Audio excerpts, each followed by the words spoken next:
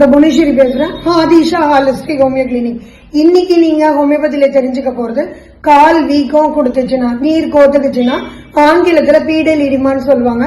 அதுக்கு ஹோமியோபதியில தீர்வு இருக்கா? கண்டிப்பா இருக்குங்க. கால் வீக்கம் நார்மல்னு நினைச்சு அலட்சியமா விடக்கூடாது. அதுக்கு நிறைய காரணங்கள் இருக்கு.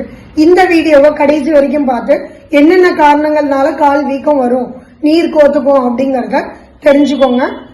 அலட்சியமா இருக்கக்கூடாது. முதல் காரணம் மாசமா இருக்கும் போது பிரெக்னன்சி டைம்ல நம்ம உடல்ல ஹார்மோன் சேஞ்ச் ஆகும். அப்படி சேஞ்ச் ஆகும் போது நார்மலா நீர் கோத்துக்கும், கால்ல வீக்கம் கொடுக்கும். அது பிரச்சனை இல்லை. இரண்டாவது, ஓவரா வெயிட்டா இருக்கும் போது உடல் பருமனால வெயிட் தாங்காம கால்ல நீர் கோத்துக்கும்.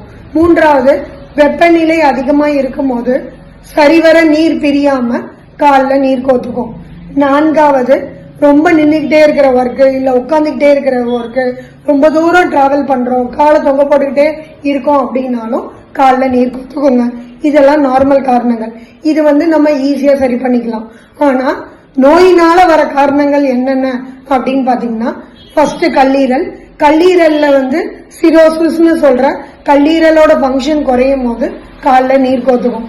இரண்டாவது, நுரையீரல் பிரச்சனை இருந்ததுன்னா நீர் கோத்துக்கிறது. எம்பைசீமா, நிமோனியா, ஹைட்ரோதோராக்ஸ், ஹீமோதோராக்ஸ், இந்த பிரச்சனையெல்லாம் வரும்போது கண்டிப்பா காலில் நீர் கோத்துக்கும்.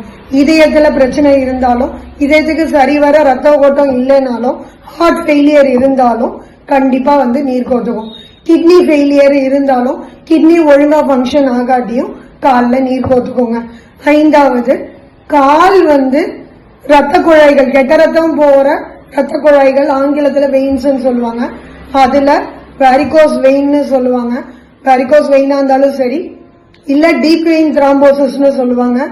ரத்த குழாய்கள் அடப்பு ஏற்பட்டாலும் சரி, இல்ல அந்த ரத்த குழாய்கள்ல மூடுற வால்வு ஒழுங்கா சீரா இயங்காம ரத்த ஓட்டம் தேங்கி போனாலும் கண்டிப்பா காலில் நீர் கோக்குங்க.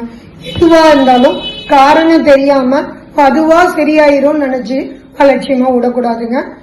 தகுந்த டாக்டர் அணுகி உங்க பிரச்சனை என்ன, எதனால அந்த கால் சுரக்குது, எதனால அந்த காலில் நீர் கோக்குது அப்படிங்கறத தெரிஞ்சுக்கிட்டு ப்ராப்பரா ட்ரீட்மெண்ட் எடுத்தீங்க அப்படின்னா பரிபூர்ணமா குணமாக்க முடியும். ஹோமியோபதியில இதுக்கு நிரந்தர தீர்வு இருக்கு.